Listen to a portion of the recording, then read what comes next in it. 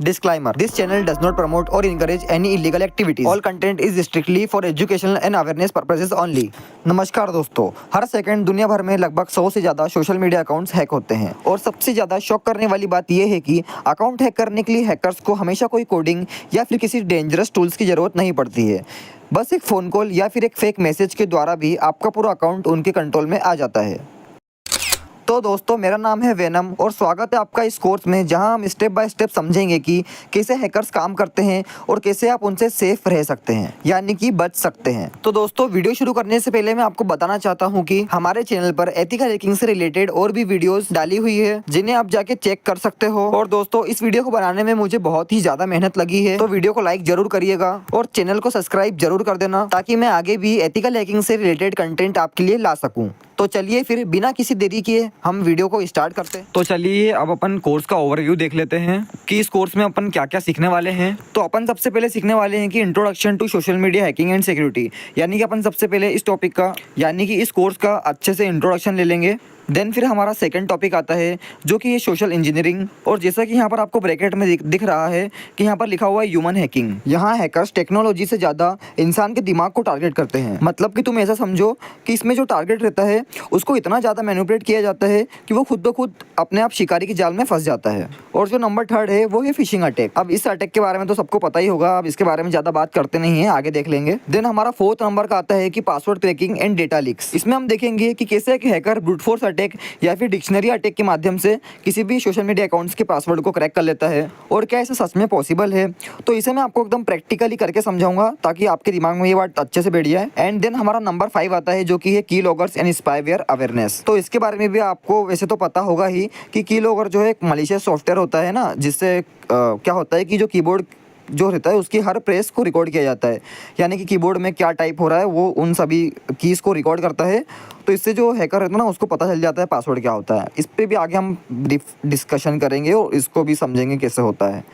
Then फिर हमारा जो नंबर सिक्स्थ टॉपिक है वो है SIM swapping and OTP hijacking. ठीक है, तो मुझे लगता है कि आपको ये टॉपिक मतलब पता नहीं होगा और इसके बारे में भी हम आगे बात कर लेंगे। ठीक है, और जो नंबर 7 है वो है हमारा ओसिंट। तो यहाँ कई लोग बोलेंगे कि यार ओसिंट तो जानकारी निकालने के लिए यूज़ होता है, तो नहीं भाई, ऐसा नहीं होता है। ठीक है, इसका जो रियल यूज़ है वो सिर्फ जानकारी निकालने के लिए यूज़ नहीं होता है। इससे ना कभी कभी एक हैकर है ना किसी भी विक्टिम के अकाउंट को फुल्ली कंट्रोल भी कर सकता है। तो इसके बारे में भी हम एकदम पूरी बात करेंगे। ठीक है, और फिर हम इसकी सेफ्टी पे भी बात कर लेंगे कि कैसे इससे सेफ रहा जा सकता है ना। फिर जो नंबर 8 है वो हमारा है कि डेंजरस ऑफ पब्लिक वाईफाई। तो इसमें भी हम अच्छे से डिस्कशन करके समझेंगे कि जो पब्लिक वाईफाई होते हैं वो कितने ज़्यादा अनसेफ होते हैं हमारे लिए। फिर हम बात कर लेंगे कि फेमस केस स्टडीज़ के बारे में। एंड देन लास्ट जो कि सबसे ज़्यादा इंपॉर्टेंट है कि how to protect yourself and career scope, यानी कि हम ये समझेंगे कि इसमें आप किस तरीके से अपने आप को पूरी तरीके से प्रोटेक्ट रख सकते हो एंड आगे इस फील्ड में क्या क्या करियर स्कोप हो सकते हैं, मैं आपको पूरा तरीके से एकदम समझाऊंगा।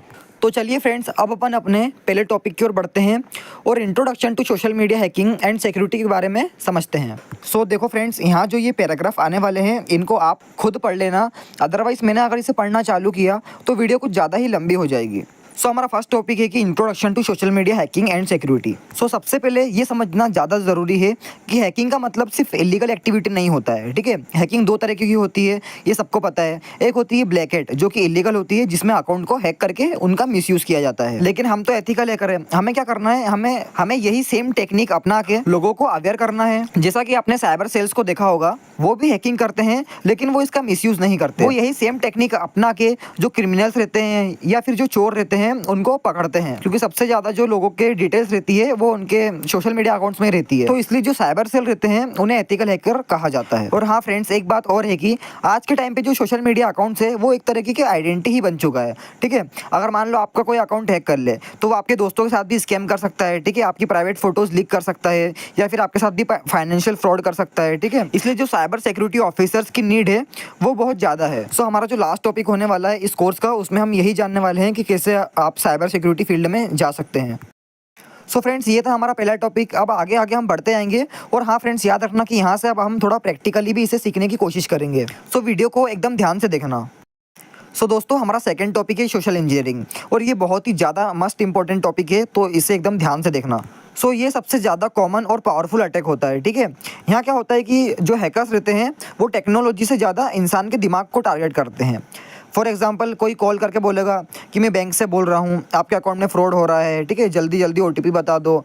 तो ये इस तरीके के जो अटैक्स रहते हैं ना, इनको सोशल इंजीनियरिंग अटैक बोला जाता है। तो इसको अपन थोड़ा प्रैक्टिकल एग्जांपल के जरिए समझते हैं। और हाँ फ्रेंड्स, एक बात पहले ही आपको क्लियर कर देता हूँ कि मैं इस वीडियो के लिए टेम्पो मेल का उपयोग करने वाला हूँ, जिसकी मेरे पास पूरी तरीके से परमिशन है। बिना परमिशन ऐसा करना इलीगल है और हमारा काम आपको एजुकेशन प्रोवाइड करना है, ना कि अनएथिकल हैकिंग सिखाना। तो देखो दोस्तों, मैं अपनी काली मशीन में आ जाता हूँ और यहाँ पर अपना टेम्पो मेल ओपन करता हूँ। और इस वीडियो के लिए फ्रेंड्स मैं इस टेम्पो मेल का ही उपयोग करूँगा, क्योंकि रियल जीमेल एड्रेस का यूज़ करना यूट्यूब की कम्युनिटी गाइडलाइंस के खिलाफ है। तो आप देख सकते हो कि मेरे पास एक मेल आया हुआ है जो कि securityinstagram.com की तरफ से आया हुआ है, ठीक है। अब यहाँ पर अपन क्लिक करते हैं, है ना, और यहाँ पर थोड़ा नीचे स्क्रॉल डाउन करते हैं। तो आप यहाँ पर देख सकते हो सबसे पहले जो हमारा जो जीमेल है, ठीक है, इसको थोड़ा मैं बड़ा कर देता हूँ ताकि आपको क्लियर दिखे। तो यहाँ पर आप देख सकते हो, देखो ये सिक्योरिटी इंस्टाग्राम की तरफ से मेल आया है हमें। और आप यहाँ पर देख सकते हो जीमेल भी एकदम थोड़ा वैलिड लग रहा है हमें, तो ऐसा लग रहा है कि एकदम रियल कंपनी की तरफ से हमें मेल आया हुआ है, ठीक है। और यहाँ पर बाकी चीज़ें भी एकदम प्रोफेशनल वे में लिखी हुई है, जैसे कि सब्जेक्ट लिखा हुआ है कि important security alert, suspicious activity detected on your account. And friends, नीचे हमें पूरा कंटेंट दिखा रहा है कि dear user, we have detected unusual activity on your account which may indicate unauthorise access. To protect your account and personal information, immediate action is required. और फिर नीचे हमें लिखा है कि please verify your account by clicking the link below and completing the security check. और friends, आप देख सकते हो कि यहाँ पर हमें एक लिंक भी दी गई है। और अगर आप यहाँ पर लिंक का डोमेन भी देखोगे तो आप वहाँ पर देख सकते हो कि https instagram.com ही लिखा हुआ है। मतलब ऐसा लग ही नहीं रहा है कि ये कोई फेक ईमेल है। एंड देन उसके बाद हमें थैंक यू वगैरह लिखा हुआ है, ठीक है, best regard security team Instagram. यानी कि ऐसा लग रहा है कि ये जो ईमेल है एकदम रियल है, क्योंकि यहाँ पर इसका डोमेन डोमेन ही देख सकते हो कि एकदम यहाँ पर instagram.com ही लिखा हुआ है। तो अगर कोई इंसान है जिसे की टेक्नोलॉजी का नॉलेज उतना ज़्यादा नहीं है, तो उससे तो फ्रेंड्स एकदम यही लगेगा कि हाँ यार, एकदम ये ईमेल है, ये तो एकदम ट्रस्टेड कंपनी से आया हुआ है और ईमेल एड्रेस भी एकदम वैलिड लग रहा है। और इसने जो लिंक भेजी है वो भी एकदम ट्रस्टेड लग रही है, क्योंकि उसमें भी instagram.com लिखा हुआ है। लेकिन अब मैं आपको एक चीज़ दिखाता हूँ। सबसे पहले तो आप इसका ईमेल एड्रेस देखो, यहाँ लिखा हुआ है सिक्योरिटी हेल्प सेंटर, और जो सिक्योरिटी की स्पेलिंग है उसमें डबल लगा हुआ है, यानी कि इसमें स्पेलिंग मिस्टेक है। और जो इंस्टाग्राम इतनी बड़ी कंपनी है वो कोई स्पेलिंग मिस्टेक तो करेगी नहीं। और दूसरी बात कि इंस्टाग्राम या फिर कोई भी सोशल मीडिया कंपनी हो, वो कोई इतना बड़ा ईमेल एड्रेस यूज़ नहीं करती है। और अब आप देखो, मैं जैसे ही इस लिंक पे क्लिक करता हूँ तो यहाँ कुछ ये यस नो का ऑप्शन आ रहा है, इसे यस कर देते हैं। तो आप इसका ऊपर URL देख सकते हो जो कि पूरी तरीके से चेंज हो गया है।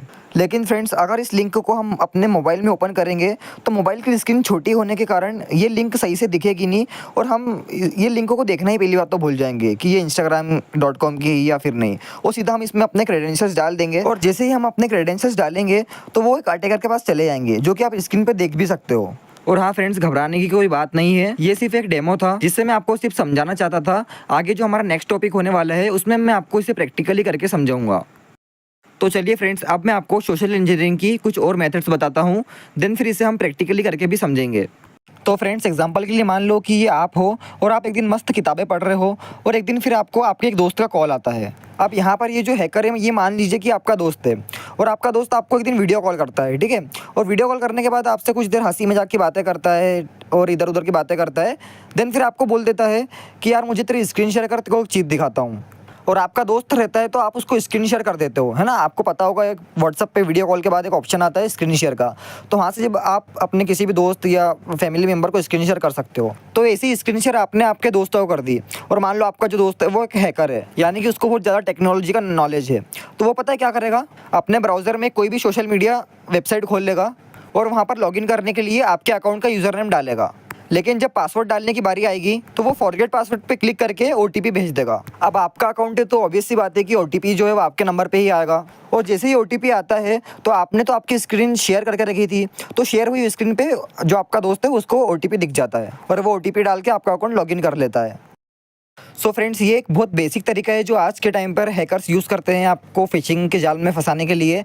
या फिर मैं कहूँ तो आपका जो दोस्त होता है जिस पे आप बहुत ज़्यादा ट्रस्ट कर सकते हो, वो भी कहीं ना कहीं हैकर हो सकता है। तो आप अपने किसी भी दोस्त या फिर फैमिली मेम्बर को जब भी स्क्रीन शेयर करें तो हमेशा डू नॉट डिस्टर्ब ऑन कर दिया करें, क्योंकि डू नॉट डिस्टर्ब के ऑन होने से जो आपके स्क्रीन पर जो मैसेज या पॉपअप्स आएंगे वो नहीं दिखेंगे। तो फ्रेंड्स, ये जो 2 एग्जाम्पल थे ये तो सिर्फ डेमो थे सोशल इंजीनियरिंग के। अब स्कैमर या फिर जो हैकर्स रहते हैं वो ऐसे ही बहुत सारी सोशल इंजीनियरिंग का उपयोग करके आपको अपने जाल में फंसाने के लिए तैयार रहते हैं। तो इसलिए जब भी कुछ करें तो हमेशा सावधानी का ध्यान रखें। सो फ्रेंड्स, अपन ने जो पहले एग्जांपल देखा था कि इंस्टाग्राम की तरफ से हमें मेल आया था, चलिए अब मैं आपको उसे प्रैक्टिकल करके समझा देता हूँ। लेकिन एक बात का यहाँ पर ध्यान रखना कि ये वीडियो सिर्फ और सिर्फ एजुकेशनल पर्पज़ के लिए है और हमारा मकसद आपको सिर्फ अवेयर करना है। तो इसलिए फ्रेंड्स हम टेम्प मेल का उपयोग करेंगे, क्योंकि टेम्प मेल की हमारे पास पूरी तरीके से परमिशन रहती है और बिना परमिशन ऐसा करना इलीगल होता है। तो कृपया इस बात का ध्यान रखना। तो इसके लिए फ्रेंड्स आपको अपनी काली मशीन में आ जाना है एंड देन आपको यहाँ पर राइट क्लिक करना है और ओपन टर्मिनल हियर के ऑप्शन पे क्लिक करना है। और आप यहाँ पर देख सकते हो कि टर्मिनल ओपन हो गई है। तो फ्रेंड्स आप देख सकते हो कि मैंने एलएस किया और मेरे यहाँ पर एक भी टूल इसमें इंस्टॉल नहीं है। अब इंस्टॉल करने के लिए मैं अपना फायरफॉक्स ओपन करता हूँ और यहाँ पर सर्च करना है अपन को पायफिशर गिटलैब, ठीक है, पायफिशर गिटलैब। तो आप स्पेलिंग देख लेना और यहाँ पर ध्यान रखना फ्रेंड्स कि गिटलैब ही सर्च करना, गिटहब मत सर्च करना, क्योंकि गिटहब पे जो ये रिपोजिटरी थी वो डिलीट हो गई है। तो गिटलैब पे जाना है हमें। देखो आप यहाँ पर इस कोई सी भी लिंक पे मत जाना, जो पहली लिंक है गिटलैब वाली इस पे ही जाना। तो ठीक है, हम इस पर क्लिक करते हैं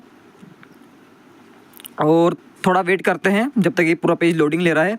तो आप देख सकते हो यहाँ पर ये जो टूल है ये इसको इंस्टॉल करने की कमांड दी है। तो हम सिंपल क्या करेंगे, ये जो क्लोन दिस रिपोजिटरी का ऑप्शन दिख रहा है ना, आप यहाँ से भी इसको इंस्टॉल कर सकते हो, ठीक है। ये जो नीचे सारी कमांड्स है आप इनको, लेकिन मैं आपको बताता हूँ कि आप ये जो डायरेक्टली वाली कमांड है बस इसे रन कर दो। तो यहाँ पर जो कॉपी का ऑप्शन है इस पर क्लिक कर देना और इसे यहाँ से कॉपी करके अपने टर्मिनल में पेस्ट कर देना और यहाँ पर एंटर दबा देना, जिससे ये इंस्टॉल हो जाएगा। तो आप देख सकते हो ये इंस्टॉल हो भी गई है और यहाँ पर ये रन भी हो गई है। नीचे लिखा भी आ गया है प्लीज़ वेट। और अभी पूछ रहा है do you want to have local एक ऑथ टोकन, तो सिंपल एन दबा देना है और आप देख सकते हो कि जो टूल है वो यहाँ पर सक्सेसफुल इंस्टॉल हो गया है। तो कुछ प्रॉब्लम आ गई है, वापस से इसे क्लियर कर देते हैं और एलएस करते हैं। तो आप देख सकते हो जो टूल था वो यहाँ पर आ गया है। अब इसे रन करने के लिए हमें कमांड डालनी है पाइथन, ठीक है, पाइथन डालना है और pyfisher.py जो कि यहाँ पर ऊपर फाइल का नाम है वही सेम हमें डाल देना है। तो यहाँ पर ये टूल स्टार्ट हो जाएगा। लेकिन अगर आपकी इसमें कोई प्रॉब्लम आ रही हो या फिर ये टूल इंस्टॉल नहीं हुआ तो आप क्या करना है, ये जो ऊपर वाली कमांड दिख रही है जहाँ से हमने ये क्लोन दिस रिपोजिटरी, तो ये जो 3-4 कमांड है इसे डाल के आप इंस्टॉल कर लेना। फिलहाल ये पूछ रहा है वाई और नो का, तो एन दबा देना। अब यहाँ पर आप देख सकते हो यहाँ पर बहुत सारे ऑप्शन है, ठीक है, 78 ऑप्शन है, लेकिन हमें जो चूज़ करना है वो है 5th नंबर का, ठीक है, जो कि यहाँ पर है, इसका नाम है इंस्टाग्राम ट्रेडिशनल, जिसका मैं आपको टेस्ट करके दिखाने वाला हूँ कि किस तरीके से स्कैमर्स आपको फंसाते हैं। तो सिंपल यहाँ पर 5 नंबर डालना है और एंटर कर देना है और ये पूछा do you want to OTP page, तो इसे एन कर देना है और यहाँ पर सिर्फ एंटर दबा के बस एंटर ही कर देना है। तो ये जो टूल है ये मतलब स्टार्ट हो गया है और ये जो है इसका PHP सर्वर स्टार्ट कर रहा है और आप यहाँ पर देख सकते हो कि इसने थोड़ी देर में हमें कुछ URLs दे दी है। तो अब ये जो URL है यानी कि लिंक है, इसने हमें 3 लिंक दी है, ठीक है, एक क्लाउडफ्लेयर की, एक लोकल होस्ट रन की और एक सर्वियो की। तो अब मैं क्या करता हूँ, ये जो लोकल होस्ट रन वाली है इसको मैं कॉपी कर लेता हूँ, ओके, और ये लिंक को मैं अपने ब्राउज़र पे ओपन करता हूँ। तो आप देख सकते हो कि अगर इस तरीके का URL कोई स्कैमर किसी टारगेट को भेजेगा तो वो इस पर क्लिक नहीं करेगा, क्योंकि यहाँ पर आप देख सकते हो कि ये URL बहुत अलग ही टाइप का लग रहा है और इसे देख के कोई भी पहचान जाएगा कि ये तो फेक URL है। तो इसके लिए फ्रेंड्स हैकर्स URL मास्किंग कर देते हैं, जिससे जो URL एकदम रियल टाइप लगता है। तो मैं आपको दिखाता हूँ कि कैसे होता है। तो इसके लिए आपको एक नई टर्मिनल खोलनी है और एक नया टैब भी ओपन कर लेना है और यहाँ पर आपको URL बार में टाइप करना है फैकेडिंग, ओके, आप स्पेलिंग देख लेना, फैकेडिंग सर्च करना है। और मेरा इंटरनेट थोड़ा स्लो चल रहा है, पता नहीं क्यों, तो थोड़ा वेट कर लेते हैं। और जब तक आपको मैं फिर से बता देता हूँ कि ये मैं अपने ही सिस्टम पर कर रहा हूँ आपको समझाने के लिए, वो भी सिर्फ एजुकेशन पर्पज़ के लिए। तो ठीक है फ्रेंड्स, जो हमारा ओपन हो गया है पेज और यहाँ पर आपको पहला वेबसाइट है, ठीक है, गिटहब वाला, इस पर क्लिक करना है, ओके, पहली वेबसाइट पर क्लिक करना है, ठीक है, स्पाई बॉय वाली वेबसाइट जो भी नाम था इसका, ठीक है, इस पर क्लिक कर देना है। और आप यहाँ पर भी थोड़ा वेट करना है बिकॉज मेरा नेटवर्क स्लो चल रहा है। तो ओके फ्रेंड्स, अभी सब कुछ सही है। अब थोड़ा स्क्रॉल डाउन करना है और आप यहाँ पर देख सकते हो कि यहाँ पर इसका यूसेज भी दिया हुआ है कि इसको किस तरीके से यूज़ करना है। और आप फिर थोड़ा और नीचे जाओगे तो आपको यहाँ पर इसकी इंस्टॉलेशन कमांड भी मिल जाएगी, ठीक है, यहाँ पर आप देख सकते हो ये रही इसकी इंस्टॉलेशन कमांड, ओके। यहाँ से ये एक कमांड कॉपी करना है और अपने टर्मिनल में आना है और यहाँ पर पेस्ट कर देना है, ओके। आई थिंक आप कंफ्यूज हो रहे हो, तो एक काम करते हैं, एक नई टर्मिनल ओपन कर लेते हैं, ओके, अगर आपको कुछ लग रहा हो तो ठीक है फ्रेंड्स, वो टर्मिनल मैंने क्लियर कर दी, एक नई टर्मिनल ओपन करी और आप देख सकते हो कि मेरे इसमें दिखा रहा है कि ये जो टूल है ऑलरेडी इंस्टॉल है पहले से, ओके, यहाँ पर दिखा रहा है ऑलरेडी एग्जिस्ट। तो अब जो नेक्स्ट कमांड है उसे डाल देते हैं, जो कि है CD फैकेडिंग। तो इसे भी सिंपल यहाँ से कॉपी कर लेना है, इसके सामने वाली जो कॉपी करने का ऑप्शन है उसे कॉपी कर लेना है और next command pip3 install requirement.txt वाली भी यहाँ पर डाल देनी है। तो मेरे इसमें तो ये पहले से इंस्टॉल है, तो सीधा इसके अंदर चले जाते हैं हम, तो एक गलती हो गई है ना, मैंने इस डायरेक्टरी के अंदर नहीं गया मैं, तो ठीक है ये cd करेंगे और यहाँ पर फैकेडिंग करके इसके अंदर चले जाएंगे। ओके, और अब यहाँ पर हम जो pip3 इंस्टॉल requirement.txt वाली कमांड है इसे डाल देते हैं। तो आप देख सकते हो कि यहाँ पर ये दिखा रहा है कि दिस इन्वायरमेंट इज़ एंटरली मैनेजमेंट, और ये इस तरीके का कुछ एरर आता है ये पिप का। तो इसको सही करने के लिए आप यहाँ पर कमांड डाल दीजिए python-m venv, और ठीक है venv। ओके, ये कमांड आपको डालनी है और एंटर कर देनी है। तो आप कुछ जब ls करके चेक करोगे तो यहाँ पर एक venv की एक और आपको डायरेक्टरी मिल जाएगी, आप यहाँ देख सकते हो लास्ट में। अब इसको मतलब रन करने के लिए आपको यहाँ पर कमांड डालनी है source venv bin venv, ठीक है venv/bin एक्टिवेट, ये आपको कमांड डाल देनी है और एंटर कर देना है। तो अब हमें कोई एरर नहीं आएगा। तो सिंपल हम वही पहले वाली कमांड रन कर देते हैं ये requirement.txt को डाउनलोड करने वाली। तो उसका नाम है pip3 install requirement.txt, आपको ये कमांड डाल देनी है और एंटर कर देना है। तो आप देख सकते हो ये बहुत जल्दी इंस्टॉल हो जाता है, ठीक है। अब यहाँ पर आपको वापस से इसको रन करने के लिए ls कमांड डालनी है, और आप यहाँ पर इसकी जो फाइल ये रही, ठीक है facading.py, ये इससे रन होगा। अब इसे रन करने के लिए आप कमांड डाल दीजिए python facading, ठीक है facading और .py। तो कंफ्यूज मत होना दोस्तों, ये ऊपर वाली फाइल है, ठीक है। आप यहाँ देख सकते हो facading.py। अब इसे रन करने के बाद आप यहाँ पर देख सकते हो हम इसके अंदर आ गए हैं, मतलब टूल जो सक्सेसफुल इंस्टॉल हो गया है। अब ये बोल रहा है एंटर द ओरिजिनल लिंक। सो हमने जो PyFisher से लिंक जनरेट करी थी वो यहाँ पर पेस्ट करना है। तो उसके लिए हम जाते हैं PyFisher में और जो लिंक थी उसे कॉपी कर लेते हैं, ये लोकल होस्ट रन वाली कॉपी कर लेते हैं। ओके, और इसे यहाँ के अपने फैकेडिंग टूल के अंदर डाल देते हैं।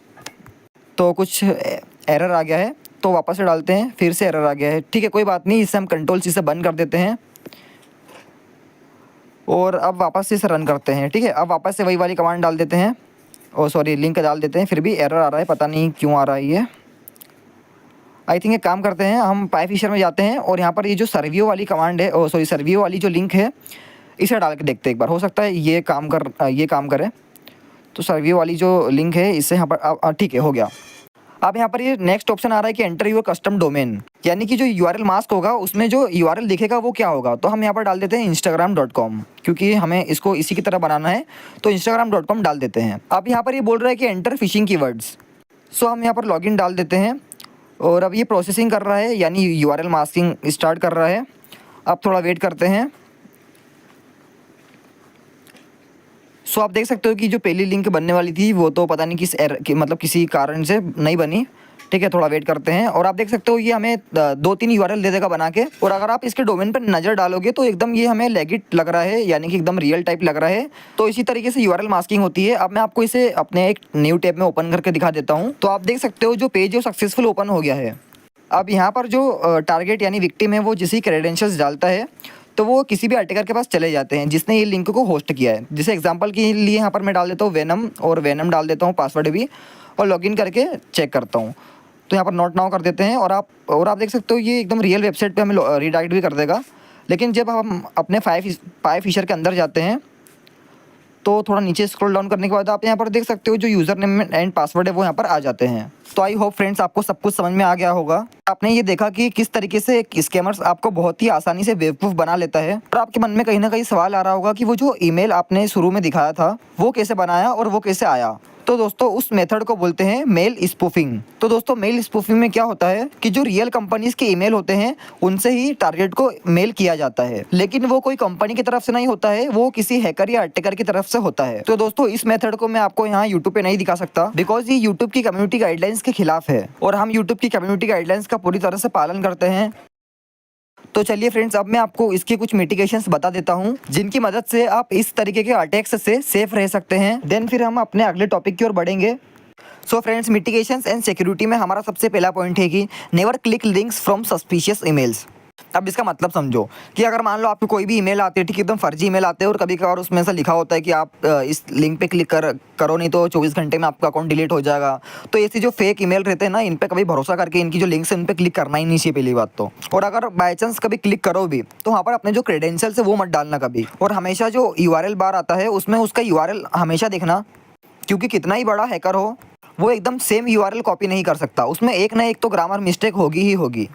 एंड अब हमारा सेकंड पॉइंट है कि check sender's full email address, not just the name. अब इसका मतलब समझो कि मान लो आपको किसी ने मेल भेजा, तो उसका सिर्फ नाम चेक नहीं करना है। जैसे मैंने आपको एग्जांपल में दिखाया था कि हमने सिक्योरिटी इंस्टाग्राम की तरफ से हमें मेल आया था, तो सिर्फ सिक्योरिटी इंस्टाग्राम देख के हमें क्लिक नहीं कर देना, हमें पूरा फुल ईमेल एड्रेस देखना है। और फुल ईमेल एड्रेस देख के ही हम पता लगा सकते हैं कि हाँ ये कंपनी से आया है या फिर कहीं बाहर से, मतलब फ्रॉड या फिर किसी स्कैमर ने भेजा है। ओके, अब हमारा थर्ड पॉइंट है कि look for urgency, grammar mistake and generic greetings. अब ये तो मैंने पहले ही बता दिया कि चाहे कोई कितना भी स्मार्ट हैकर हो या फिर कोई कितना ही खतरनाक स्कैमर क्यों ना हो, लेकिन वो एक नए ग्रामर मिस्टेक तो हमेशा करता ही है। तो जब भी कोई सा आपके पास मेल आता है या फिर कुछ भी लिंक वगैरह आती है, तो हमेशा उस पर ना आप देखना ग्रामर मिस्टेक एक ना एक तो होगी ही है, क्योंकि कोई भी हैकर हमेशा जो एकदम रियल यूआरएल रहता है कंपनी का, उससे कभी कॉपी नहीं कर पाता है। अब हमारा फोर्थ पॉइंट आता है जो कि इनेबल टू फैक्टर ऑथेंटिकेशन। अब इसके बारे में तो सबको पता ही होगा यार कि आजकल सोशल मीडिया पर एक नया फीचर भी आया है, यानी नया सिक्योरिटी फीचर आया है जिसका नाम है टू फैक्टर ऑथेंटिकेशन। वैसे नया नहीं है लेकिन फिर भी, तो ये जो फीचर है आप इसको ऑन करके रखो ही रखो, क्योंकि इससे क्या होता है जो सिक्योरिटी थोड़ी ज़्यादा सिक्योरिटी का जो लेवल होता है वो थोड़ा ज़्यादा इंक्रीज़ हो जाता है। एंड हमारा फिफ्थ पॉइंट है use a password manager and unique password for each account. तो देखो भाई, हमेशा जितना चाहे उतना स्ट्रॉन्ग पासवर्ड यूज़ करो, क्योंकि आप ऐसे ही डेट ऑफ बर्थ डालोगे या फिर नाम वाम डालोगे तो ऐसे पासवर्ड तो बहुत जल्दी क्रैक हो जाते हैं। तो हमेशा एक यूनिक पासवर्ड रखो। और सबसे अच्छा मैं आपको उपाय बताऊँ तो आपके फ़ोन में एक आता है ऑप्शन पासवर्ड मैनेजर का। जब भी आप कहीं पर पासवर्ड डालते हो तो आपका मोबाइल ऑटोमेटिक डिटेक्ट करके वहाँ पर आपको बता देता है कि यहाँ पर आप पासवर्ड मैनेजर का यूज़ कर सकते हैं। तो यार मैं तो यही कहूँगा कि आप पासवर्ड मैनेजर का यूज़ करो, क्योंकि ये बहुत ही ज़्यादा स्ट्रॉन्ग पासवर्ड होता है और इसके क्रैक होने के चांसेस लगभग 0 ही होते हैं। और ऐसा भी नहीं है कि भाई यही पासवर्ड हमने हर जगह अकाउंट में यूज़ करा, क्योंकि अगर मान लो ये पासवर्ड गलती से किसी हैकर या स्कैमर के हाथ लग गया तो फिर वो सारे अकाउंट को भी इसी पासवर्ड से टेस्ट करेगा और सारे अकाउंट आपके आ जाएंगे उसके हाथ में। तो यहाँ पर इसीलिए लिखा हुआ है कि use unique password for each account. और हमारा सिक्स्थ पॉइंट है कि turn on do not disturb, उसके बाद स्लैश में लिखा हुआ है कि hide notification before screen share. तो देखो, मैंने आपको जो एग्जांपल दिया था कि आपका दोस्त आपको किस तरीके से वीडियो कॉल करके स्क्रीन शेयर करवा के आपको ओटीपी ले सकता है, तो इसके लिए मैंने आपको वहाँ पर भी बताया था कि आप डू नॉट डिस्टर्ब हमेशा ऑन करके रखें। मतलब हमेशा तो नहीं, लेकिन जब भी आपको कोई वीडियो कॉल करे और वीडियो कॉल में आपसे कहे कि मुझे आपकी स्क्रीन शेयर कर या फिर तेरी स्क्रीन शेयर कर, तो आप क्या करो, डू नॉट डिस्टर्ब ऑन कर लो। तो इससे क्या होगा कि जो नोटिफिकेशंस आते हैं वो उसका जो पॉपअप आता है वो एकदम स्क्रीन पे सामने नहीं आएगा। और हमारा सेवेंथ जो कि लास्ट पॉइंट है, इफ़ यू क्लिक्ड और entered credentials immediately recovery steps. अब इसका मतलब है कि अगर मान लो आपको किसी ने लिंक वगैरह भेज दी या ईमेल वगैरह पे और आपने उस पर गलती से क्लिक कर लिया और कभी और गलती से क्रेडेंशियल्स भी डाल दिए, तो अब हाथ पे हाथ रख के बैठे नहीं रहना है। आप इसको रिकवर करने के लिए कुछ स्टेप्स को ट्राई करना है। फॉर एग्जांपल, आप सोशल मीडिया के हेल्प सेंटर पे जाकर वहाँ पर अपील कर सकते हो। सो ऑलराइट फ्रेंड्स, ये थी हमारी कुछ मिटिगेशन जिनको आप फॉलो करके हमेशा सेफ रह सकते हैं और ये इस तरीके के अटैक से बच भी सकते हैं। तो चलिए अब अगले टॉपिक की ओर बढ़ते हैं। सो फ्रेंड्स, हमारा थर्ड टॉपिक है phishing attack. Phishing is one of the most common ways account are stolen. Hackers create fake login page और sends email that look official, tricking users into entering their credentials. तो यार, ये जो phishing attack है ये मैंने तुम्हें already समझा दिया है अभी सोशल इंजीनियरिंग वाले टॉपिक में, तो हम ज़्यादा इस पर बातचीत करते नहीं है, सीधा हम अगले टॉपिक की ओर बढ़ते हैं। और यार, अगर यहाँ तक आ गए हो तो वीडियो को लाइक कर दो यार, क्योंकि तुम्हारे एक एक लाइक की मदद से मुझे बहुत ज़्यादा मोटिवेशन मिलती है। चलो ठीक है, अब अपन अगले टॉपिक की ओर बढ़ते हैं। अब हमारा फोर्थ टॉपिक है password cracking and data leaks. तो देखो, इस टॉपिक को एकदम ध्यान से समझना, इसमें तुम्हारे सारे के सारे मिथ क्लियर होने वाले हैं। तो चलो इसे अपन पहले थ्योरेटिकल समझते हैं, देन फिर मैं इसे आपको प्रैक्टिकल समझाऊंगा। तो एग्जांपल के लिए मान लीजिए ये एक लड़का है जिसका नाम है राहुल, और राहुल एक कॉलेज स्टूडेंट है और राहुल की बर्थ डेट है 1 जनवरी 1996। और राहुल अपने बर्थडे के दिन सोशल मीडिया पे मस्त स्टोरिया डालता है कि आज मेरा बर्थडे है, सब लोगों ने उसको मेंशन कर रहे हैं।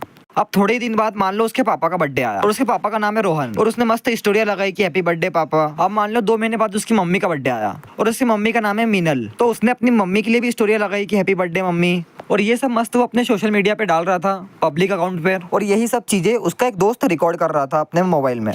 आप देखो, एक कॉमन बात कि इसका जो दोस्त था उसके पास राहुल की पूरी डिटेल्स आ गई थी, यानी कि पूरी तो नहीं लेकिन मम्मी पापा का नाम, ठीक है, बर्थ डेट वगैरह, इसकी बर्थ डेट। अब अपने इंडिया में क्या होता है, यानी इंडिया में तो नहीं, ऑल ओवर द वर्ल्ड, कि लोगों क्या करते हैं, जो अपना पासवर्ड रहते हैं किसी भी अकाउंट का सोशल मीडिया या फिर किसी भी अकाउंट का, वो अपनी कभी कभार अपनी बर्थ डेट डाल देते हैं या फिर नाम डाल देते हैं। फॉर एग्जांपल राहुल और उसकी बर्थ डेट 1 जनवरी, ऐसा कुछ भी डाल देते हैं। तो एक हैकर क्या करता है, इन सारी डिटेल्स को इकट्ठा करके एक यूज़र बेस्ड वर्ड लिस्ट बना लेता है। अब भले ही उसके पास इन्फॉर्मेशन सिर्फ 4 या 5 हो, जैसे कि बर्थ डेट वगैरह, नाम मम्मी पापा का, तो वो इन 4-5 नाम से भी वो कम से कम 2 से 3,000 वर्ड्स की एक वर्ड लिस्ट बना सकता है, या फिर 200 3,000 वर्ड्स तो बहुत कम हो गए, ऐसा समझो कि वो 1 मिलियन पासवर्ड्स की वर्ड लिस्ट बना सकता है। एंड देन फिर वो ब्रूट फोर्स मेथड का यूज़ करके पासवर्ड क्रैक कर सकता है। अब ब्रूट फोर्स मेथड में क्या होता है कि वर्ड लिस्ट में से हर एक पासवर्ड बार बार ऑटोमेटिक ट्राई होता जाता है जब तक कि उसे एकदम रियल पासवर्ड ना मिले।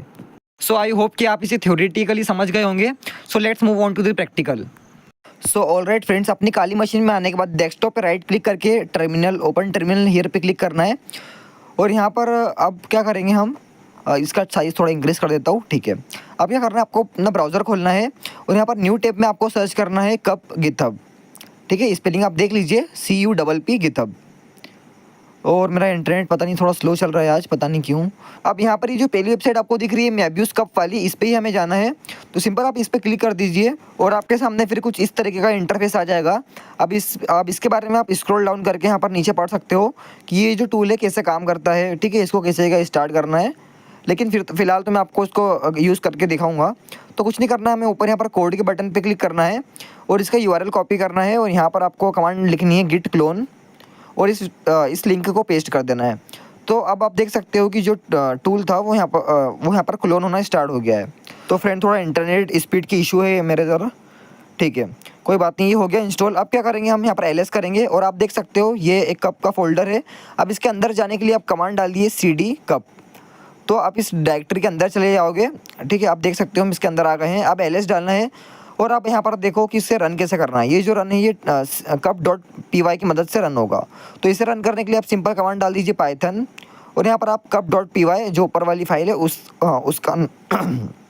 उसका नाम पेस्ट कर दीजिए और -h से हम हेल्प टाइप कर रहे हैं कि हम इसके बारे में सारी डिटेल्स ले सकते हैं कि कौन सी कमांड क्या काम करती है। तो हमें सिर्फ यहाँ पर -i यूज़ करना है, बाकी तो किसी चीज़ की हमें ज़रूरत नहीं पड़ेगी। बाकी आप यहाँ पर दूसरी कमांड्स के बारे में भी पढ़ सकते हो, जिसे -w से फाइल नेम दिया जाता है, ठीक है। चलो अब इसको क्लियर कर देते हैं और यहाँ पर वापस से LS डाल देते हैं, क्योंकि मैं फ़ाइल का नाम भूल गया हूँ, ठीक है। अरे एक मिनट, LS है ना। अब यहाँ पर हम कमांड डालेंगे python 3 cup.py and space -i। अब हम जैसे ही एंटर करेंगे तो देखो यहाँ पर ये पूछ रहा है फर्स्ट नेम, तो यहाँ पर हम राहुल टाइप कर देते हैं, RAHUL, ठीक है। राहुल हमने टाइप कर दिया। अरे एक मिनट, ठीक है, हाँ। अब यहाँ पर उसका सरनेम अगर हमें पता होगा तो हम डालेंगे, तो मैंने से एग्जांपल के लिए खान डाल दिया, ओके। अब निक नेम तो हमें पता नहीं है, तो बस हम इसी पे एंटर कर देते हैं। अब उसकी बर्थ डेट तो 01, ठीक है, मतलब 1 जनवरी है ना, 1 जनवरी मतलब 1 जनवरी और जनवरी का महीना 1 रहता है, तो 01 डाल देंगे और 1918 मतलब जिस साल में वो पैदा हुआ था। अब यहाँ पर पार्टनर नेम मतलब उसकी गर्लफ्रेंड वगैरह का नाम है ना, तो अगर पता हो तो, वैसे तो कोई गधा ही होगा जो ये सब पब्लिक शेयर करके रखेगा, तो हमें तो पता नहीं भाई राहुल की कौन है GF, तो हम सिंपल इसको यहाँ पर सिर्फ लीव कर देते हैं, ठीक है, मतलब एंटर करके छोड़ देते हैं। अब यहाँ पर पार्टनर का निक नेम मतलब उसकी जो पार्टनर होगी उसका निक नेम पता हो तो डाल सकते हैं, नहीं तो कोई दिक्कत नहीं। अब यहाँ पर पार्टनर की बर्थ डेट अगर पता हो तो डाल सकते हैं, नहीं तो कोई दिक्कत नहीं, ठीक है। अब चाइल्ड नेम, उसकी शादी नहीं तो बच्चे कहाँ से होंगे, ठीक है, इसको हटा देते हैं, इसको भी एंटर कर देते हैं चाइल्ड निक नेम को। अब चाइल्ड की बर्थ डेट तो इसको भी सिर्फ एंटर कर देते हैं। पेट्स के नेम मान लीजिए हमने टफ़ी ले लिया, ठीक है, उसके मतलब कुत्ते का नाम है टफ़ी, ओके। अब कंपनी नेम, अब मान लो वो कोई सी example.com मतलब कोई सी भी कंपनी में हम यहाँ पर example.com लिख रहे हैं, वो इसमें काम करता है। अब ये पूछ रहा है do you want to add some words about the victim, मतलब हमें कुछ और जानकारी पता हो अगर टारगेट के बारे में, तो हम यहाँ पर वो डाल सकते हैं। तो जैसे कि हम डाल देते हैं उसके बारे में, जैसे कि उसके पापा का नाम तो रोहन, तो हम यहाँ पर रोहन डाल देते हैं और कॉमा लगा देते हैं। और उसकी मम्मी का नाम क्या था, मीनल था ना, आई थिंक, भूल गया हूँ मैं, हाँ मीनल ही था, तो मीनल डाल के कर देते हैं एंटर, ओके।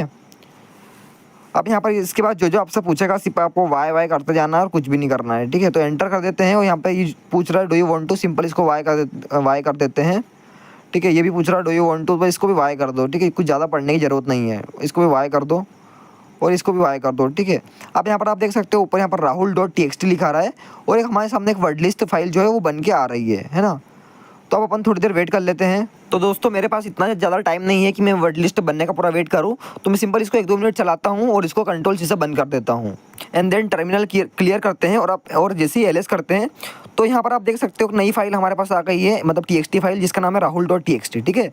अब मतलब ये हमारे एक वर्ड लिस्ट की फाइल है। अब मैं आपको उसका वर्ड काउंट करके दिखाता हूँ। तो WC-a rahul.txt लिखेंगे और आप यहाँ पर देख सकते हो कि वर्ड है 16,432 है ना, मतलब इस rahul.txt के अंदर वो भी सिर्फ 1 या 2 मिनट में इतने वर्ड्स बन गए हैं। पर अगर आप इसे चलाओगे जब तक कि पूरे वर्ड्स कंप्लीट नहीं हो जाते हैं तो हो सकता है कि आपके 1 लाख वर्ड्स की तो फाइल बनी जाए, जहाँ तक मुझे लगता है। तो ठीक है दोस्तों, तो अब अपन प्रैक्टिकली समझ लेते हैं कि ब्रूट फोर्स मेथड क्या होती है। तो ऑलराइट गाइस, काली मशीन में आने के बाद सबसे पहले ब्राउज़र ओपन करते हैं। और फ्रेंड्स, मैं यहाँ पर एक वेबसाइट का यूज़ करने वाला हूँ जिसका नाम है vulnerweb.com, और इसकी मेरे पास पूरी तरह से परमिशन है। हम रियल इंस्टाग्राम या फिर किसी भी सोशल मीडिया अकाउंट का यूज़ नहीं कर सकते हैं, बिकॉज ये यूट्यूब पर इलीगल है बताना, और यूट्यूब की कम्युनिटी गाइडलाइंस का हम पूरी तरीके से पालन करते हैं। तो इसलिए हम यहाँ पर टेस्टिंग वेबसाइट ले रहे हैं जिसका नाम है testasp vulnerweb.com।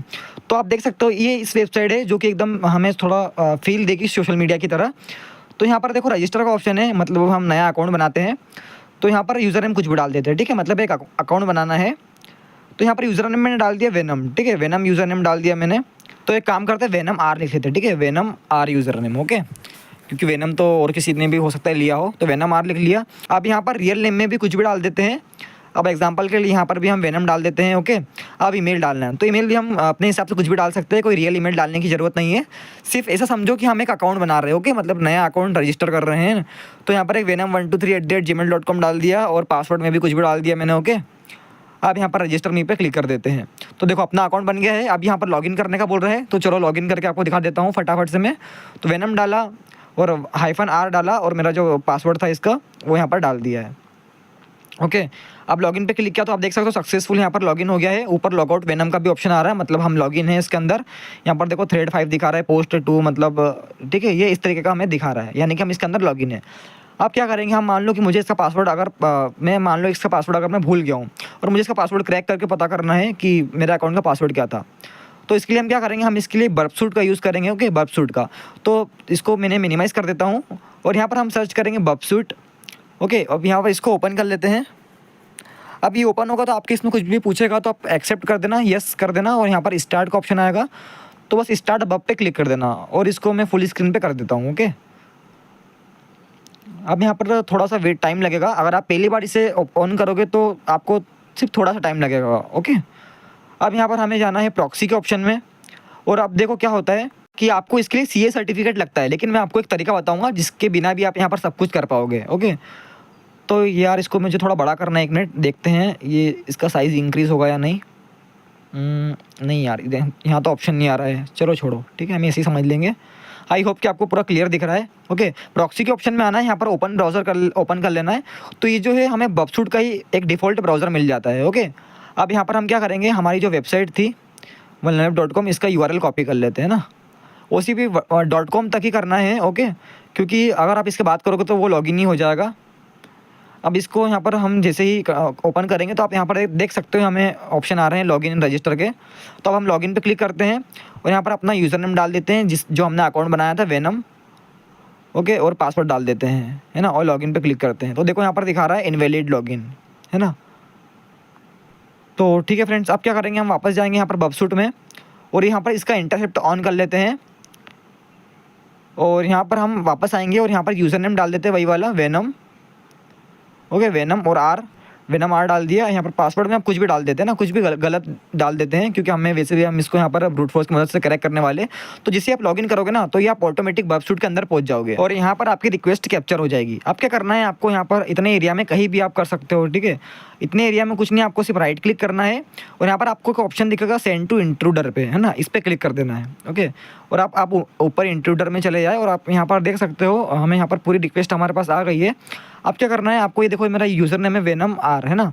अब हमें क्रैक तो पासवर्ड करना है, तो सिंपल बस पासवर्ड के ऊपर इसको हाईलाइट करना है, ओके, पासवर्ड को हाईलाइट करना है, और यहाँ पर आपको ऊपर एक साइन दिखेगा $, का, है ना, ये डॉलर जो भी बोलते हैं इसको, है ना, मैं तो डॉलर ही बोलता हूँ। तो $, पे और आपको यहाँ पर $1 लगा देना है ना। अब इस साइड आपको यहाँ पर पेलोड मिलेगी, तो इसको सिंपल लिस्ट ही रहने देना है।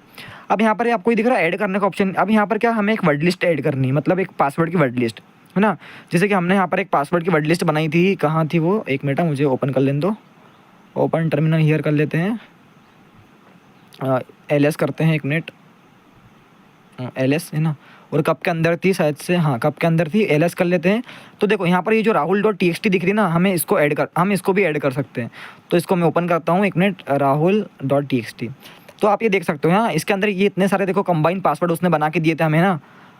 तो अब आपको लग रहा हो कि यार इसके अंदर पासवर्ड तो बहुत अजीब अजीब से दिख रहे हैं। तो देखो अपन ने क्या किया था कि जो इन्फॉर्मेशन थी ना वो कुछ फिल कर दी थी, और मतलब बहुत कम इन्फॉर्मेशन फिल कर दी थी। लेकिन अगर आप टारगेट के बारे में थोड़ी ज़्यादा इन्फॉर्मेशन बताते हो तो ये आपको उतनी ही बेहतर रिजल्ट देगा। यानी कि आप जितनी ज़्यादा उसको इन्फॉर्मेशन दोगे ये उतनी ज़्यादा आपको अच्छी वर्ड लिस्ट बना के देगा।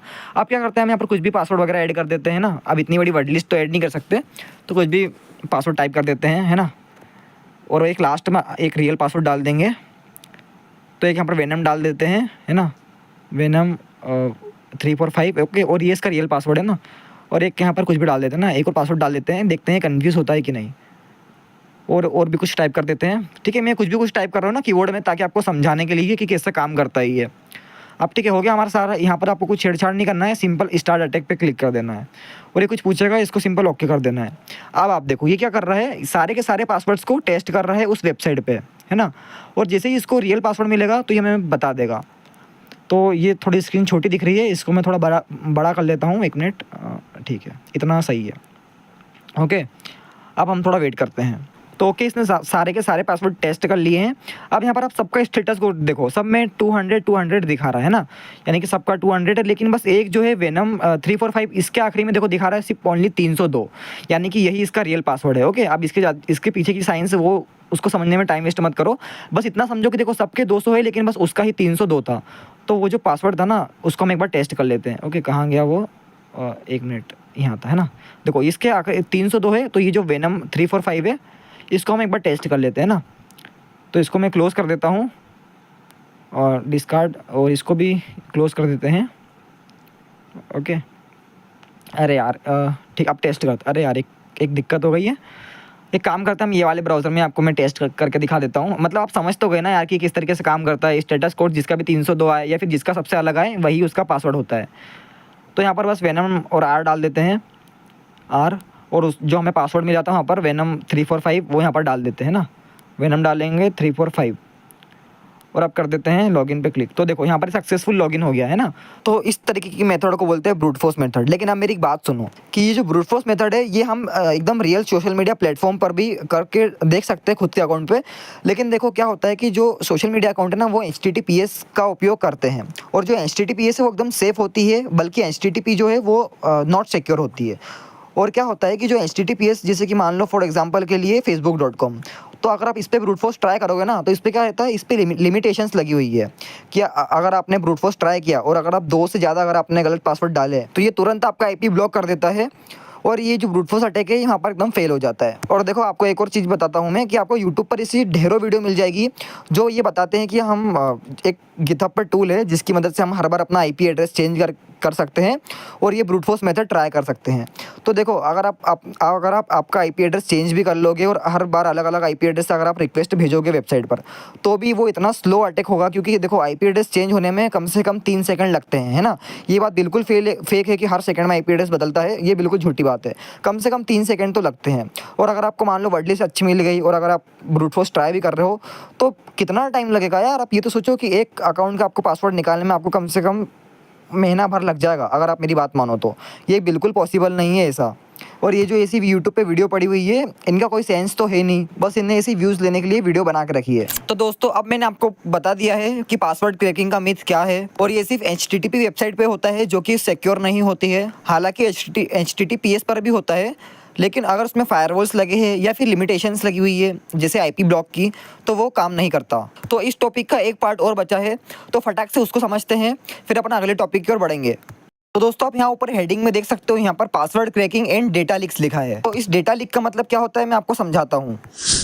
तो दोस्तों अभी आपने हाल फिलहाल में सुना ही होगा कि डार्क वेब पे 16 million user name and password leak हुए हैं। अब इसमें बड़ी बड़ी कंपनियां भी है, for example Facebook, Instagram, Gmail, Google and Snapchat, LinkedIn. तो जो भी हैकर्स ये इस तरीके के SQL इंजेक्शन की मदद से डेटा लीक करते हैं तो वो हैकर्स डार्क वेब पे इन डेटाबेस को सेल करते हैं। अब इस लीक्ड डेटाबेस को जो भी खरीदता है उसके पास भी आपका अकाउंट का user name, password, phone number ऐसी जानकारियाँ होती है। तो इसी के माध्यम से वो आपके अकाउंट को अनऑथोराइज एक्सेस कर सकता है।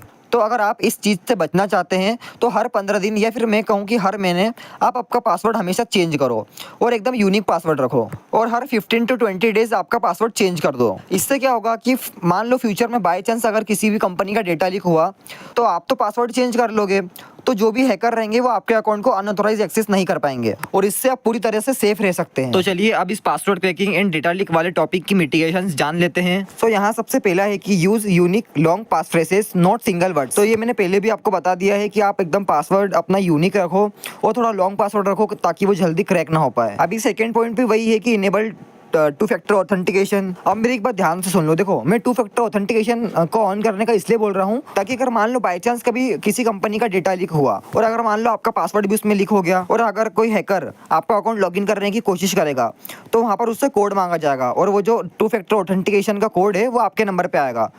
तो इससे वो आपका अकाउंट कभी भी लॉगिन नहीं कर पाएगा जब तक कि आप खुद उसे कोड बता ना दो। बस यही एक कारण है जो मैं आपको हमेशा कहता हूँ कि आप टू फैक्टर ऑथेंटिकेशन हमेशा ऑन रखें। चलिए तो आप अपना अगले टॉपिक की ओर बढ़ते हैं। तो अपना अगला टॉपिक है की लॉगर्स एंड स्पाईवेयर अवेयरनेस। अब ये जो टॉपिक की मतलब रीडिंग वगैरह है ना, ये सब तुम कर लेना, मैं तुम्हें इसका साफ एकदम हिंदी में मतलब समझा देता हूँ। तो देखो दोस्तों क्या होता है, एग्जांपल के लिए मान लो एक एंड्रॉइड है, ठीक है, आपका फ़ोन है। अब आपके दोस्त ने या फिर किसी ने आपको बोल दिया कि भाई एक ऐप भेज रहा हूँ, ये पिक्सआर्ट का प्रीमियम वर्जन है या फिर इनशॉट या फिर वीएन या कैपकट इसका प्रीमियम वर्जन है, तो तू भी इसको डाउनलोड कर ले। अब क्या होगा कि जैसे ही तुम उस ऐप को डाउनलोड करोगे ना तो वो तुम्हारे से बहुत सारी परमिशन मांग लेगा, ठीक है, और तुम उसको सारी परमिशन जब अलाउ कर दोगे तो क्या होगा कि तुम्हारे कीबोर्ड की वो हर प्रेस को रिकॉर्ड करेगा, ठीक है। कि जैसे मान लो एग्जांपल में तुम जो टाइप कर रहे हो ना अपने कीबोर्ड से, तुम जो टाइप कर रहे हो, चाहे तुम अपनी गर्लफ्रेंड वगैरह को, तुम जिसको भी तुम मैसेज भेज रहे हो हाय हेलो करके, या फिर तुम यहाँ तक कि अगर तुम अपना यूपीआई पिन तक डाल रहे हो, एग्जाम्पल के लिए जैसे कि तुम अगर कोई सा यूपीआई ऐप यूज़ कर रहे हो, पेटीएम, फ़ोनपे, तो अगर आप आपकी यूपीआई पिन भी डालोगे ना तो वो भी एक हैकर या फिर जो अटैकर जिसने आपको ऐप भेजा था उसके पास वो सारी प्रेस रिकॉर्ड होकर चली जाएगी। अब वो पता लगा सकता है कि आपने टाइप क्या किया था। और इसी के जैसा सेम विंडोज़ में होता है, ठीक है। अब विंडोज़ में मान लो आपको किसी ने एक EXE फाइल भेज दी है, मतलब EXE भेज दिया किसी ने और आपने उसको डाउनलोड कर लिया, तो आप जो भी अपनी विंडोज़ मशीन में जैसे कि क्रोम पे या फिर उसके जो एज ब्राउज़र होता है उस पर आप जो भी टाइप करोगे या फिर जो भी सर्च करोगे, जैसे एग्जांपल के लिए मान लो आपने आपका कोई सा भी सोशल मीडिया अकाउंट खोला और वहाँ पर आपने user name and password fill करे, तो आपने टाइप तो आपके कीबोर्ड से ही करे थे, तो वो जो टाइप है मतलब जो प्रेस रिकॉर्ड करी हुई है वो सीधा एक हैकर के पास चले जाएगी। तो आई होप कि आपको ये थ्योरेटिकली समझ में आ गया होगा। तो चलो मैं इसे आपको थोड़ा प्रैक्टिकल करके समझा देता हूँ कि कैसे ये काम करता है। लेकिन एक बात का ध्यान रखना दोस्तों, ये सब कुछ मैं खुद के डिवाइस पर करने वाला हूँ जिसकी मेरे पास पूरी तरह से परमिशन है, और इवन मैंने खुद का एक्सटेंशन डिज़ाइन किया है आपको समझाने के लिए, तो ये पूरी तरह से एथिकल है। तो आप भी इसे टेस्ट करने के लिए अपने ही किसी डिवाइस का उपयोग करेगा क्योंकि बिना परमिशन ऐसा करना इलीगल होता है, तो कृपया इस बात का ध्यान रखना। सो ऑलराइट दोस्तों, आप अपनी काली मशीन पर आ गए हैं और यहाँ पर आपको ठीक है, यहाँ पर मैं एक ब्राउज़र का उपयोग करूँगा जिसका नाम है क्रोमियम, है ना, क्योंकि मेरे पास विंडोज़ नहीं है तो हम काली लिनक्स में क्रोम का उपयोग करने वाले हैं ना, क्रोमियम ब्राउज़र का। तो आप देख सकते हो मेरे पास एक एक्सटेंशन पड़ा हुआ है जिसका नाम है इंटरनेट टर्बो बूस्टर, और ये क्या करता है, ये अपनी इंटरनेट की स्पीड बढ़ाता है। अब आपने इसी तरह के कई एक्सटेंशंस देखे होंगे जो एड ब्लॉक करते हैं या फिर कुछ भी काम करते हैं, लेकिन देखना मैं आपको दिखाता हूँ कि एक्सटेंशन लगाना आपके लिए कितना ज़्यादा डेंजरस हो सकता है। ओके, तो ये मेरा एक एक्सटेंशन है इंटरनेट टर्बो बूस्टर। अब जिसकी मदद से मैं आपको दिखाता हूँ कि मैं क्या क्या कर सकता हूँ, है ना, कि अगर मान लो किसी टारगेट को हमने ये एक्सटेंशन दे दिया तो टारगेट की हम क्या क्या इन्फॉर्मेशन निकाल सकते हैं, ये मैं आपको दिखाता हूँ। ओके, तो ध्यान रखना दोस्तों, ये सिर्फ एजुकेशन पर्पज़ के लिए है ना, मेरे पास पूरी परमिशन है और ये मेरा खुद का ही एक्सटेंशन है जिसको मैंने बनाया ही आपको समझाने के लिए है। तो क्या करते हैं, हम इसको मिनिमाइज़ कर देते हैं, ये क्रोमियम ब्राउज़र को है ना मिनिमाइज़ कर देते हैं। और अब देखो मैं अपना एक फ़ोल्डर खोलता हूँ होम वाला, और यहाँ पर आपको एक दिख रहा होगा, ठीक है, यहाँ पर प्राइवेसी डिफेंडर डेमो, इसको मैं ओपन टर्मिनल हियर करता हूँ।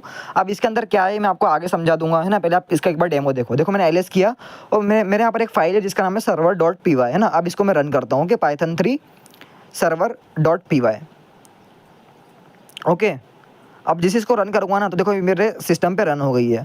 अब क्या होगा कि देखो मैं अपना क्रोमियम ब्राउज़र खोलता हूँ, है ना, क्रोमियम ब्राउज़र खोलता हूँ और यहाँ पर अब मैं कुछ भी सर्च करता हूँ, जैसे कि एग्जांपल के लिए मैंने यहाँ पर टेस्ट PHP सर्च किया और यहाँ पर इस देखो मैं टर्मिनल में जैसे ही आया तो आप देख सकते हो ये सारा मेरा जो डेटा वहाँ से कैप्चर होके यहाँ पर आ रहा है। ओके, तो मैंने सिर्फ एग्जांपल के लिए आपको टेस्ट पीएचपी का दिखा रहा हूँ, लेकिन अगर आप HTTPS का भी उपयोग करोगे तो उसका डेटा भी यहाँ पर आएगा। अब जैसे मान लो मैं इस वेबसाइट पर गया है ना, तो अब देखो क्या होगा कि यहाँ पर देखो ये एक साइट हमें नीचे दिखा रहा है, मतलब हम जिस साइट पे गए हैं ये उसका नाम भी हमें दिखा रहा है कि testphpweb.com। ओके, अब क्या होता है यहाँ पर हम लॉगिन के ऑप्शन पे जाते हैं, साइन अप के ऑप्शन पे जाते हैं, और यहाँ पर हम साइन अप करके देखते हैं ना। तो कुछ भी डाल देते हैं, वेनम डाल दिया। एक मिनट इसको थोड़ा बड़ा कर लेता हूँ, आपको दिख नहीं रहा होगा क्लियर, इतना ठीक है बस। ओके, तो यहाँ पर हम यूज़र नेम डाल देते हैं टेस्ट, है ना, टेस्ट यूज़ करना है, गलती से वेनम निकल गया था। अब इसको हम लॉगिन करके देखते हैं। तो दोस्तों यहाँ ना एक प्रॉब्लम है यार, ये किसी ने इस वेबसाइट को डिफेस करके रखा हुआ है कि जैसे हम साइन अप करेंगे तो ये उसकी एक होस्टेड वेबसाइट है, उस पर हम रिडायरेक्ट हो जाएंगे, मतलब उसने इसको होस्ट करके रखा हुआ है डिफेस करके। और इसी कारण से दोस्तों मैं इस वेबसाइट को उपयोग भी नहीं ले पा रहा था अब, लेकिन फिर भी आपको समझाने के लिए मुझे कुछ ना कुछ तो करना ही पड़ेगा। तो चलो अब मैं आपको टर्मिनल में ले चलता हूँ, और यहाँ पर आप देख सकते हो कि यहाँ पर पूरी सेशन आईडीज़ आ गई है, यानी सेशन कुकी, जिसकी मदद से हम इस अकाउंट को किसी भी और डिवाइस में लॉगिन कर सकते हैं बिना इसके यूज़र नेम और पासवर्ड के। तो आपको इतना तो पता ही होगा कि सेशन आईडी क्या होती है और इसकी मतलब सेशन हाईजैकिंग क्या होती है। तो इसमें हैकर क्या करता है, किसी भी टारगेट डिवाइस के सिस्टम में यानी उसके ब्राउज़र में एक एक्सटेंशन डाल देता है, और उसको पता भी नहीं चलता कि यार एक्सटेंशन इतना कुछ ले सकता है। देखो मुझे यहाँ पर महसूस तक नहीं हो रहा है कि मेरा एक्सटेंशन मतलब इतना डेंजरस, यहाँ पर दिखा भी एकदम सब कुछ नॉर्मल रहा है। यहाँ पर इंटरनेट टर्बो बूस्टर नाम का आ रहा है, ठीक है, स्टेटस भी इसका एक्टिव है, यानी पता ही नहीं चल रहा।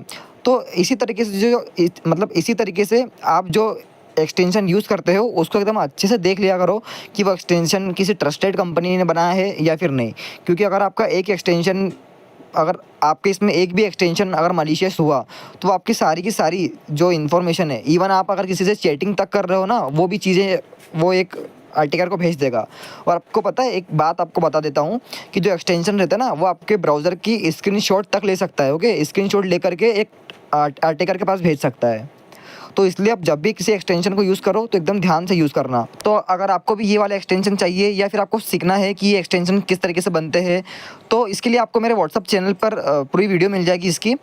ओके, यहाँ पर मैं उसको ऐड करता तो वीडियो बहुत ज़्यादा लंबी हो जाती, इसलिए मैंने उसको यहाँ पर ऐड नहीं किया। तो जो व्हाट्सअप चैनल की लिंक है वो आपको डिस्क्रिप्शन में मिल जाएगी। और अगर आपके मन में अब भी सवाल है कि यार कोई एक्सटेंशन क्यों अपने ब्राउज़र में लगाएगा, तो देखो यार लोग लगाते हैं। ये आप सबने देखा होगा कि आजकल इंस्टाग्राम पे एक ट्रेंड चल रहा है कि इस वीडियो के नीचे कमेंट करो तो ये एक्सटेंशन आपके डीएम में पहुंच जाएगा, और इस एक्सटेंशन के इतने फ़ायदे हैं, ये कर सकता है, वो कर सकता है। तो लोग पता है लालच में आके कमेंट कर देते हैं, और जैसे ही उनके डीएम में जब कोई भी एक्सटेंशन या फिर कोई भी मलिशियस चीज़ आती है तो वो जल्दी से अपने ब्राउज़र में इसको टेस्ट करते हैं, और फिर तो आपको पता ही है क्या होता है। तो चलिए दोस्तों, अब अपन अपने अगले टॉपिक की ओर बढ़ते हैं। सो अपना अगला टॉपिक है SIM swapping and OTP hijacking. अब इसको एकदम ध्यान से समझना, क्योंकि ये आपके बैंक अकाउंट से भी बहुत ज़्यादा रिलेटेड है कि कैसे जो हैकर्स रहते हैं वो सिम स्वैप करके आपके सोशल मीडिया अकाउंट्स तो निकाल ही लेते हैं, लेकिन आपके साथ लाखों का स्कैम भी करते हैं।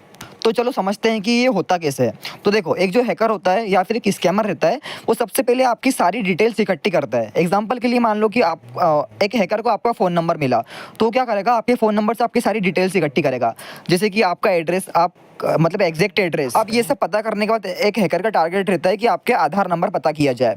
तो पता है वो क्या करता है, एग्जांपल के लिए मान लो कि आप एक कॉलेज स्टूडेंट हो और आपको कोई भी लिंक आएगी और वो बोलती है कि आपकी जो एग्ज़ाम होने वाली है वो इस लिंक पे होने वाली है, या फिर इस लिंक पे आप साइन अप करो, आपको इतना स्कॉलरशिप मिल जाएगा, ये गवर्नमेंट की वेबसाइट है। तो आप जैसे ही उस पर साइन अप करोगे ना, तो आपसे आधार नंबर आपके मांगेगा। तो आपको लगेगा कि आधार ID तो इसी नॉर्मल ID, इसको क्या दिक्कत है इसको शेयर करने में। लेकिन जैसे ही आप शेयर करोगे तो आपकी जो आधार नंबर है वो एक हैकर के पास चले जाएंगे। अब एक हैकर का नेक्स्ट स्टेप होता है टेलीकॉम कंपनी यानी टेलीकॉम शॉप विजिट करना।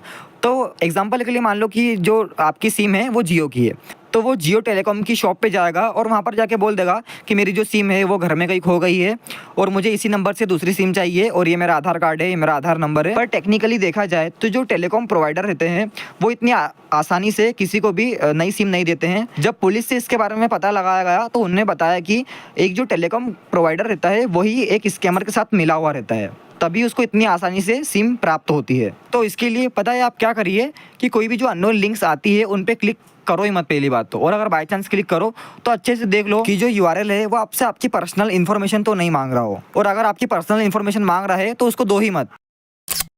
तो चलिए अब अपन अपने नेक्स्ट टॉपिक की ओर बढ़ते हैं। तो अपना नेक्स्ट टॉपिक है डेंजरस ऑफ पब्लिक वाईफाई। यानी कि आप अगर रेलवे स्टेशन या फिर कैफ़े या फिर शॉपिंग मॉल वगैरह जाते हो तो आपको एक फ्री वाईफाई यूज़ करने को मिल जाता है। अब फ्री की चीज़ तो लोग कभी छोड़ते नहीं है, तो वाईफाई का भी भरपूर मनोरंजन करते हैं। जैसे कि अगर आप रेलवे स्टेशन जाते हो तो आपको वहाँ पर फ्री वाईफाई मिल जाता है, ओके। जैसे शॉपिंग मॉल में भी मिल जाता है शायद से, और कैफ़े में तो मिलता ही है यार, ठीक है, कैफ़े में तो फ्री वाईफाई मिलता है। लेकिन ये जो फ्री वाईफाई होते हैं ना, ये आपके लिए कितना ज़्यादा घातक साबित हो सकते हैं, मैं आपको वीडियो में बताता हूँ। तो इससे पहले अपन थ्योरेटिकल समझेंगे, देन फिर मैं इसे आपको प्रैक्टिकल करके भी समझाऊँगा, ओके। तो देखो, आप सबको समझाने के लिए यहाँ पर मैं इस पिक्चर का उपयोग करूँगा। तो आप देख सकते हो यहाँ पर एक कॉफ़ी शॉप है जिसके अंदर एक वाईफाई लगा हुआ है और उसका नाम है फ्री वाईफाई, ओके। अब एक दिन क्या होता है, एक अटैकर आता है और जो इस कॉफ़ी शॉप का रियल वाईफाई रहता है उसको जाम कर देता है ना। उसको जाम करने के बाद क्या करता है, एक उसी के जैसा, मतलब उसी के नाम का एक और फ्री वाईफाई बना देता है अपने लैपटॉप से।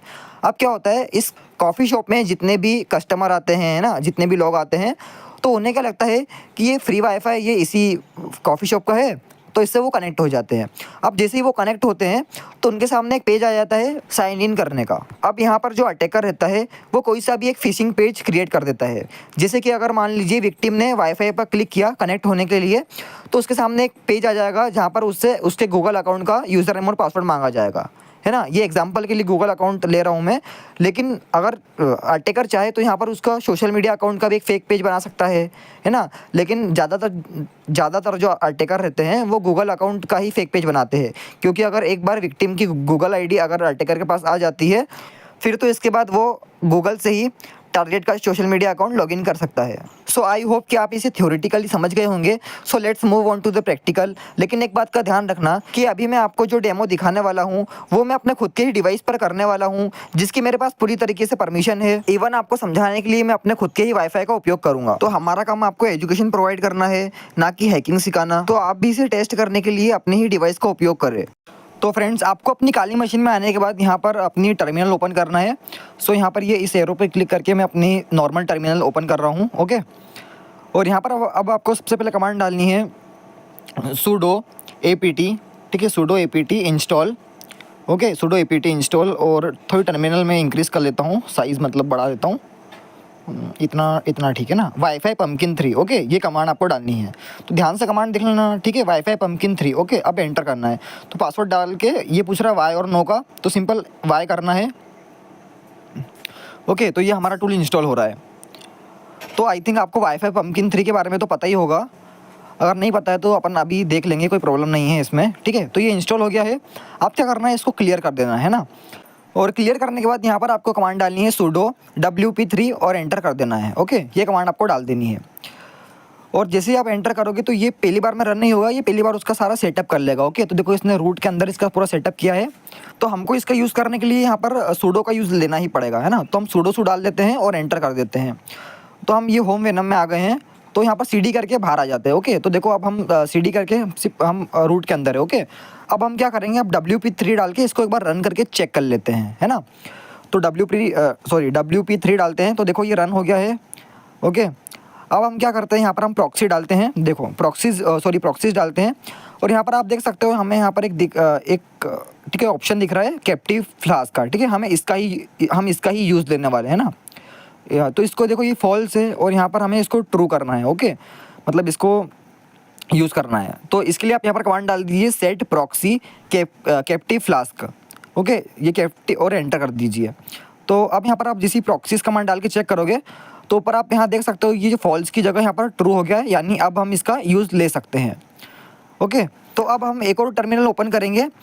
तो हमें उसके लिए रूट की टर्मिनल चाहिए। तो यहाँ पर आप इस एरो पे क्लिक करो और यहाँ जो ये लाल कलर की टर्मिनल दिख रही है इस पर क्लिक कर दो और यहाँ पर अपना पासवर्ड डाल के एंटर कर दो। तो आप देख सकते हो हम रूट के अंदर आ गए हैं। और यहाँ पर आपको एक स्क्रिप्ट को इंस्टॉल करना है। तो आप यहाँ देख सकते हो, ये ब्राउज़र में आपको एक URL दिख रहा है। तो आप इसका स्क्रीनशॉट ले लो और गूगल लेंस से इस URL को कॉपी कर लेना, ठीक है। हम इसका ही यूज़ लेने वाले हैं, या फिर मैं आपको डिस्क्रिप्शन में दे दूँगा।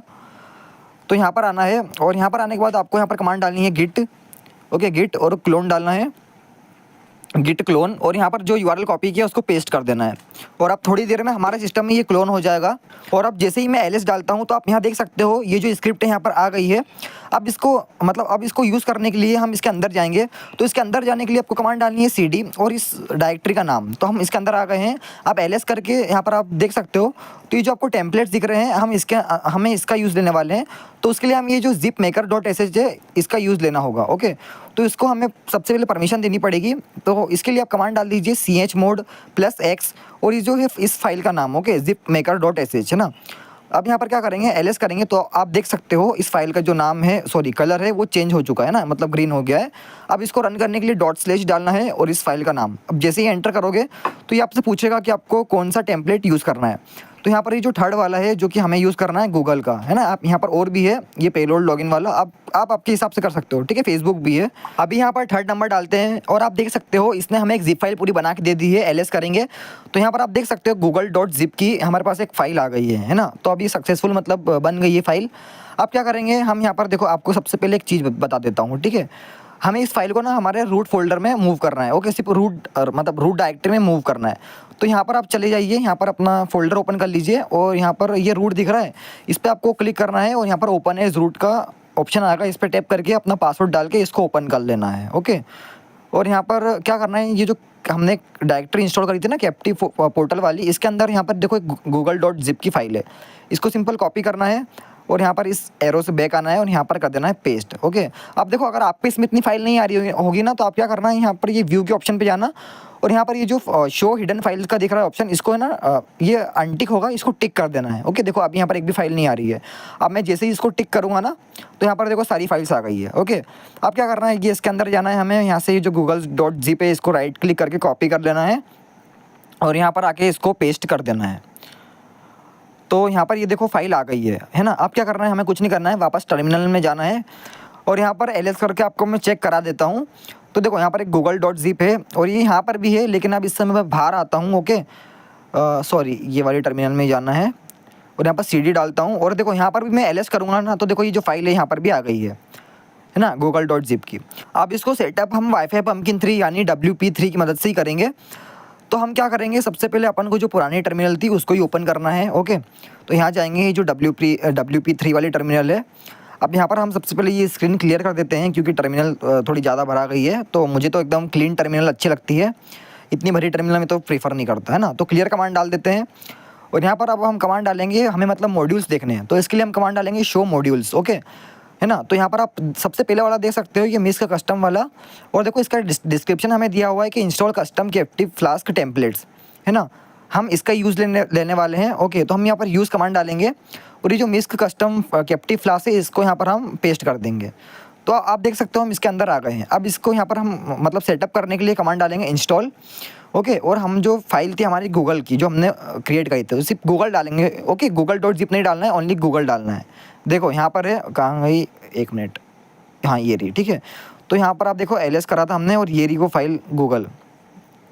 ओके, ये जो दिख रही गूगल नाम की फ़ाइल, यहाँ पर हम इसका ही उपयोग करेंगे। एक मिनट, हाँ तो यहाँ पर, अरे कहाँ गई, हाँ ये रही टर्मिनल। ओके, हाँ इंस्टॉल डालेंगे, गूगल डालेंगे और यहाँ पर हम डालेंगे रूट, क्योंकि हमने उसको रूट के अंदर ही रखा था। बस आप तो ये कमांड डाल दो अगर कन्फ्यूज़ हो रहे हो तो, ठीक है। रूट डालना है और google.zip डालना है। अब आप जैसे ही एंटर करोगे ना तो ये आपके इसमें इंस्टॉल हो जाएगी। ओके, तो ये नॉट फाउंड आया, अच्छा गलती हो गई हमसे। ओके, ये जो रूट के यहाँ पर, रूट के पहले भी हमें एक स्लैश लगाना था, तो वापस ये वाली कमांड डाल देते हैं। तो इसके लिए आपको अप वाला एरो प्रेस करना है। ओके, तो यहाँ पर देखो ये पुरानी कमांड आ गई है, अब इसके आगे स्लैश लगा देना है ना। तो देखो यहाँ पर ये जो फाइल थी सक्सेसफुल यहाँ पर मतलब क्रिएट हो गई है, मतलब इंस्टॉल हो गई है।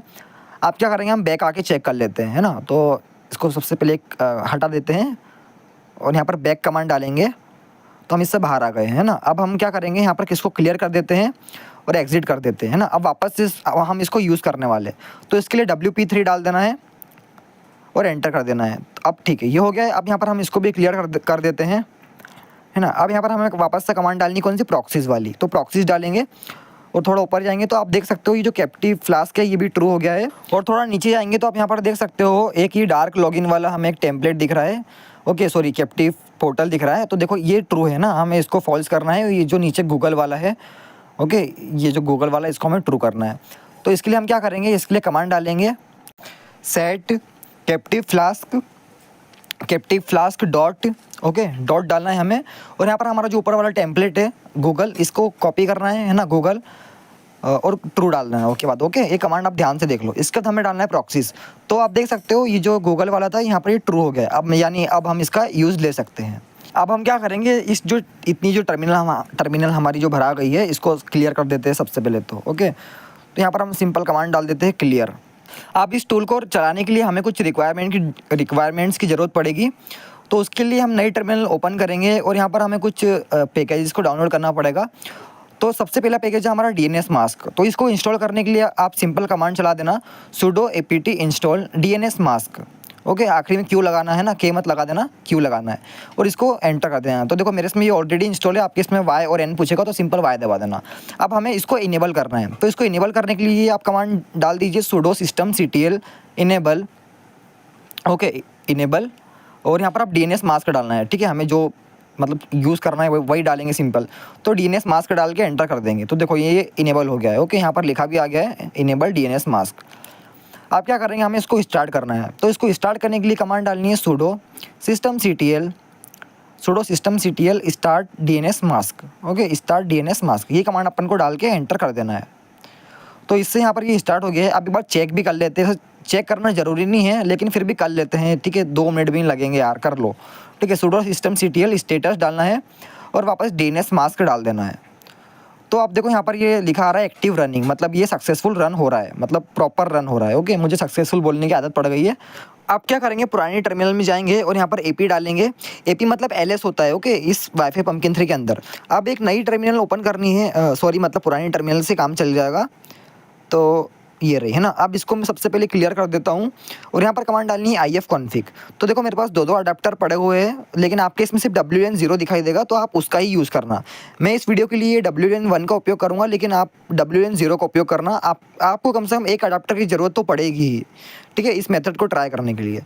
तो मैं यहाँ पर WLAN 1 का इस्तेमाल करूँगा। ओके, तो कन्फ्यूज़ मत होना, है ना, आपको ये ऊपर वाला WLAN 0 ही यूज़ करना है। आप क्या करेंगे, अपनी पुरानी टर्मिनल में चले जाते हैं वापस और यहाँ पर ठीक है, कहाँ गई, ये रही।